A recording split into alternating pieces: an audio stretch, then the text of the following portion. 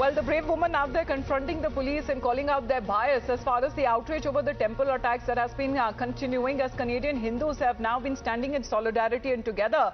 The message that had gone across from the mandirs there, asking the people and the Bhakts to stay united. As we are looking at those pictures, as the outrage that has been growing over these two recent temple attacks. We have Pradeep joining us right now. Pradeep, the Hindu Sabha Mandir, the outrage, the protest, not only witnessed as far as the outrage there in Canada, but back home here in India as well. Several people who are raising their voice, and the unity message is now going all across.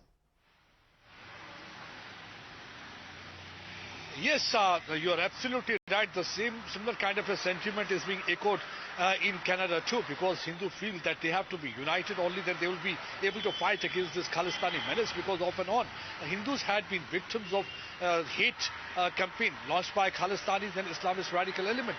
So in order to counter that, they have to be united, and peacefully they can counter that. That's what the Hindus had been doing. In yesterday's incident also, we saw that Hindu has been peacefully protesting after the Khalistanis entered inside the temple, and they tried to hit them out, and many of them were chased away. Even they did not spare women and children. But unfortunate thing is that the Canadian police did not act against the culprit. Either there was no crackdown on them. It was only after the pressure from the Indian government side and the pressure from the people side that finally they had to act, and 4 people were arrested. But unfortunately, of the 4 arrests, 1 was released on bail. That means it was not a watertight case. It was a very weak case, and reason is what we got to know from the sources is that even in charge sheet they had not mentioned, Canadian police had not mentioned the word Khalistani. They had mentioned protesters. So it's a similar kind of a statement came from even the Justin Trudeau, the Prime Minister of Canada. He also condemned the incident, but he failed to name and shame Khalistani. That clearly indicates that there is a system that they are trying to appease Khalistanis for the vote bank politics, not realizing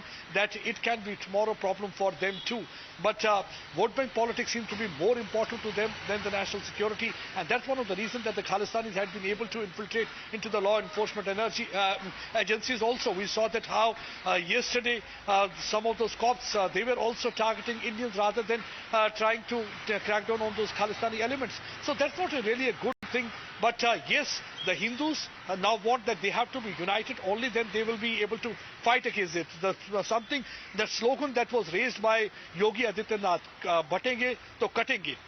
I think the similar kind of a sentiment is being echoed even in Canada too, that when the Canadian priest was saying, the Indian priest was telling the people there that you have to stay united, because if you want to safeguard your Sanskriti, your culture, your Savyata, then you have to stay united against these elements, because these elements are often trying to target Hindus. If you look at the pattern of the attack, this is an attack against Hindus, this is an attack against Hindustanis, this is an attack against Hindustan, because they are not Sikhs, they are Khalistanis. Why I'm saying that it is an attack against Hindustanis also, because many Sikhs, whenever they try to raise their voice against this Khalistani element, or they speak for India, even they are not spared. Yesterday we saw that how the Sikhs and Hindus, they unitedly, they came out with a statement, they condemned this incident, and they try to hit out and lash out at these Khalistani elements. That clearly indicates the Sikhs and Hindus are one, but these Khalistanis with at the behest of Pakistan's intelligence. Oh, absolutely, Pradeep. I mean, you can talk about that as we talk about how in India, and for the knowledge of all of the people who are watching the broadcast live,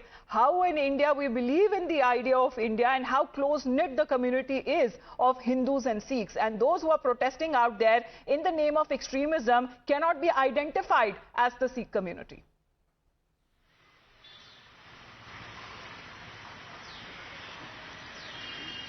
Yes, Amita, you are absolutely right. In fact, this is totally against the preachings of Guru Gobind Singh Ji, because Guru Gobind Singh Ji always said that if the Sikhs have to ever take up the swords in their hand or the weapon in their hand, it's only to fight against the oppressor.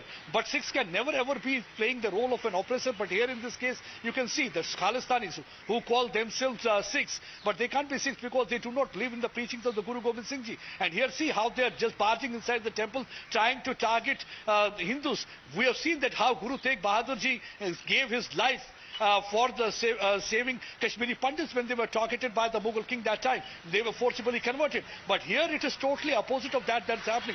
So they can't be called Sikh. That's one of the reasons that the Sikhs and Hindus have unitedly voiced their concern over the issue, and they came out with a press statement in this regard. And that's one of the reasons that they are not called Sikhs, because here also when absolutely, Hindus and Sikhs very close as far as this close-knit community here in India is concerned, and giving out a very wrong message, especially when it comes to these goons, these Khalis Khalistanis, these extremists that have been taking place over these recent attacks. As far as Pradeep, who continues to be with us,